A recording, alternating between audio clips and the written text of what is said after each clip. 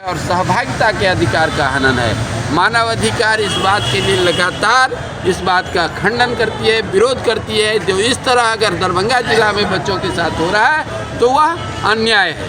और हम लोग माननीय मानवाधिकार आयोग के अध्यक्ष जिला पदाधिकारी सह जिला पदाधिकारी डीएम साहब से करबद्ध प्रार्थना करते हैं कि इस मामले को विशेष ध्यान दिया जाए। चुनाव के माहौल में चूँकि जहाँ आचार संहिता लगी हुई है तो नेता आचार संहिता के बंधन में बंधे हैं, लेकिन मानव अधिकार इस बंधन में नहीं है। हम सामाजिक कार्यकर्ता हैं और समाज के लिए बोलते रहे हैं। तो इस आयोग के अध्यक्ष डीएम साहब है मानव अधिकार के, और यह बच्चों के बाल अधिकार का हनन है। तो उनसे आग्रह है कि यह व्यवस्था को दुरुस्त करने की ज़रूरत है। अगर पीड़ित परिवार अगर इस तरह की आशंका जताता है तो पीड़ित परिवार को के नज़रिए से भी उसकी जांच होनी चाहिए। और जो लोग बाल अधिकार अगर हॉस्टल के सुपरिटेंडेंट, हॉस्टल का जो वार्डन है, उस पर भी पैनी नज़र रखने की ज़रूरत है। और ज़रूरत पड़ने पर अगर ऐसे अयोग्य लोग इस तरह की व्यवस्था करते हैं तो उनको हटाने की ज़रूरत है। सर, एक सवाल है,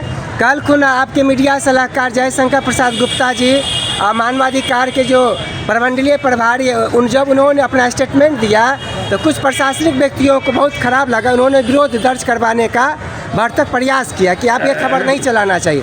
कहाँ तक ये उचित है? जो लोग संविधान के अधिकारों में लोगों को जो अधिकार दिया गया है, इन अधिकारों के आड़े आते हैं वो लोग संविधान का हनन कर रहे हैं। नैतिकता यह है जो भारत संविधान से चलता है और संविधान के सारे लोग गुलाम हैं। सब लोग संविधान को मानते हैं, चाहे वो जज साहब हों, चाहे डीएम साहब हों, चाहे प्रधानमंत्री या मुख्यमंत्री या मुख्य सचिव, जो भी हैं संविधान के दायरे में ही कार्य करते हैं। अगर बच्चे के अधिकार का हनन हुआ है तो वह असंवैधानिक रूप से यह गलत है। बच्चे के अधिकार का हनन नहीं होता है और नहीं होना चाहिए।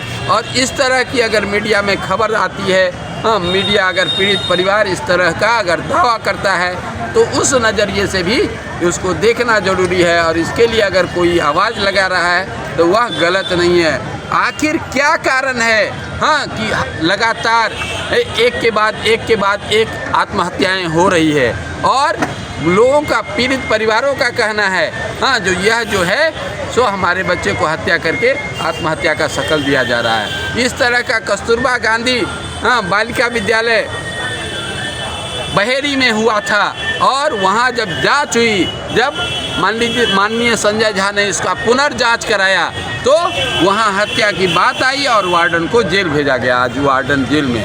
इस तरह की गतिविधि को दोनों पक्षों के हिसाब से जांच होनी चाहिए और निष्पक्ष जांच होना चाहिए, ताकि दोषी बचे नहीं और निर्दोष फंसे नहीं। शायद नगर के मोहल्ला वासियों का दबे जबान में कहना है वहाँ नशा का अड्डा है और वहाँ यौनाचार होता है, दुर्व्यवहार हो रहा है, जो मानवता के कलंक। इसका साक्ष्य है। और सिंहवाड़ा थाना में बच्चे ने इस बात को स्वीकारा। बच्चे ने कहा जो हमको वहाँ नहीं भेजिए। एक चोर, मतलब चोरी के आरोप का एक विधि विरुद्ध बच्चा आया और कहा जो हमको वहाँ नहीं भेजिए। इस बात का सिंहवाड़ा थाना में पूरा प्रत्यक्षता वहाँ का बच्चा कहा और यौनाचार की बात वहाँ बताया बच्चा। तो अगर बच्चा कह रहा है तो इसकी भी समीक्षा होनी चाहिए। जो पदाधिकारी वहाँ समीक्षा के रूप में जाते हैं, इस एंगल से भी बच्चों से काउंसलिंग करके जांच पड़ताल होना चाहिए। धन्यवाद सर। अपना परिचय। मेरा नाम हुआ मनोहर कुमार झा, प्रमंडलीय अध्यक्ष मानव अधिकार इमरजेंसी हेल्पलाइन एसोसिएशन दरभंगा।